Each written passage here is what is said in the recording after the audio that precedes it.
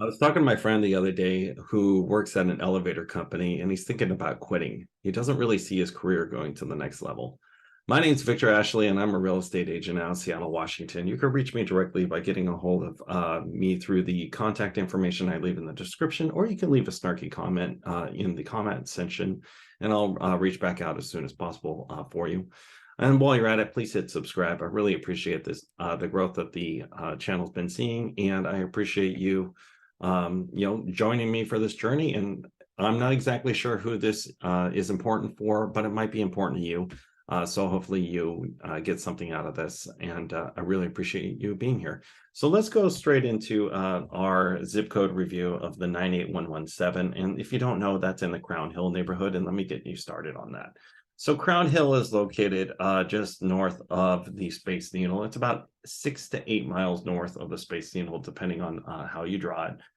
And the Crownhill neighborhood also includes a little bit of Ballard, but it's mostly the Green Lake, Crownhill, and some of the Sunset and the Golden Gardens neighborhoods. Now, that's why I incorporate and I call all of the Crownhill neighborhood, just so you're aware, and that's the 98117.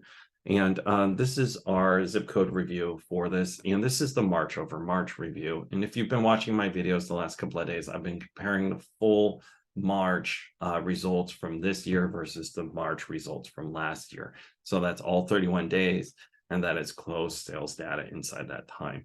Now, as I've been talking about in my previous videos, we have been waiting for the Northwest MLS to actually post March's numbers, and they have just posted March's numbers. But at the same time, I still want to go into my data because it's actually very similar. So the multiple listing service, that's what we call the MLS. They post this every single month, and it takes about a week for it to come out, and it just came out this morning. So I want to go over some of this document. And as you can tell, there's a lot of negative numbers on here. And this is what I've actually been pointing out in my analysis for the last couple of days. So this is why I actually have been comparing the first 15 days of each month as we go along. And this actually gives us an idea of where March actually landed. But as you can tell, these are just numbers, and it doesn't actually exactly tell us how much values have actually changed in the homes. Because the sales price right here, the 937, $937,000. We don't know how big those homes are. We don't know how small they are. We don't know if they have like, pools in their backyard or anything like that. We just don't know. The only thing that really helps us figure out is we can take a look at this and we can see that the closed sales are actually on the low side. So actually, let's go into our documentation. Now, this is where I actually pull out my list for you, and I'm going to point it out for you. But what I do is I go in and I scrape all the home sales that sold in March of last year, and I compare that to March of this year for this zip code, and that's again 98117.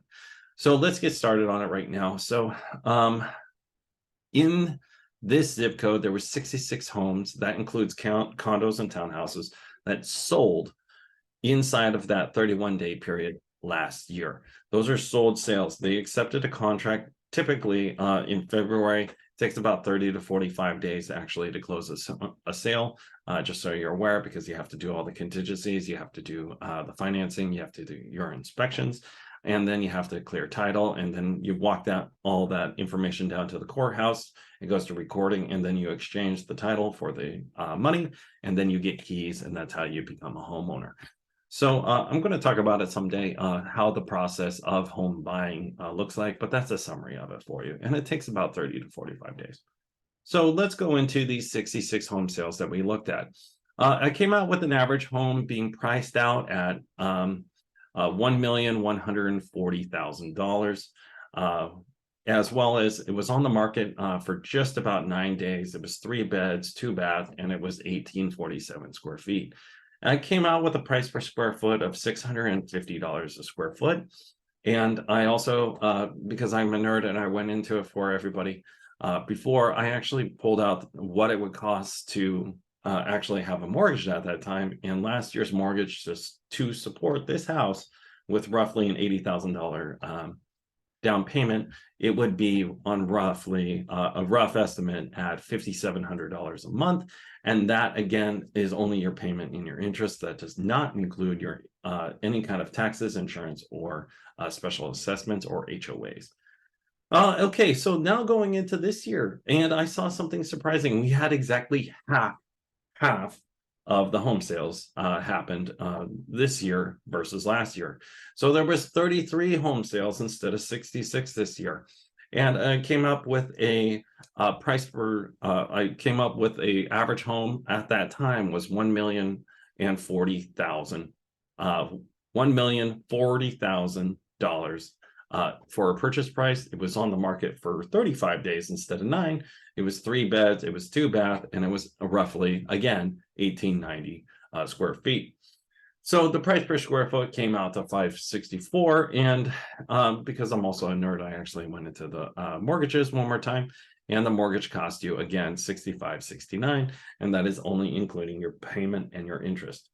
So one thing that I do is I average the two sizes of the houses together, and then I get a average size and I compare that apples to apples. So you have an idea of how much that actually costs. So if you bought this same size house last year, so it was, let's just call it 1869. So 1870 square feet, same 3 beds, 2 bath, 1870 square feet in the 98117. On average, the home would cost you $1,214,000 roughly.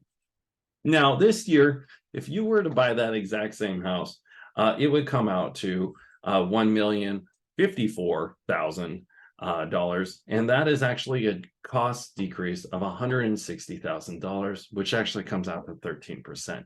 What that means is equity in people's homes have decreased on average by 13% inside of this zip code. Also, because I broke down the mortgages for everyone, the mortgages have actually increased by $872 over the last year, and that comes out to 15% increase.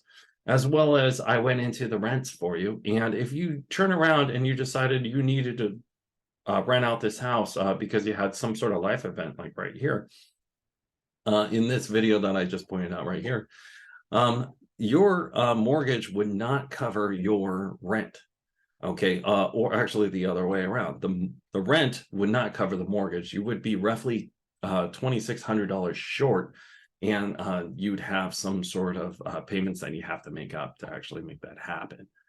So in conclusion, I just wanted to go over, again, the 98117, and also thank you for joining me today. As we can tell, interest rates have definitely affected our home buying season this year. And from what I can tell, not only have the interest rates gone up, but also that has declined our buyer pool, as well as led to quite a bit of equity declining in this area. And as we can tell, it came out to $160,000 on average equity loss, and that was over 13%. So thank you again for watching my channel. I really appreciate you, and I hopefully it was as always, it was helpful working with you today, and I hope you have a wonderful day.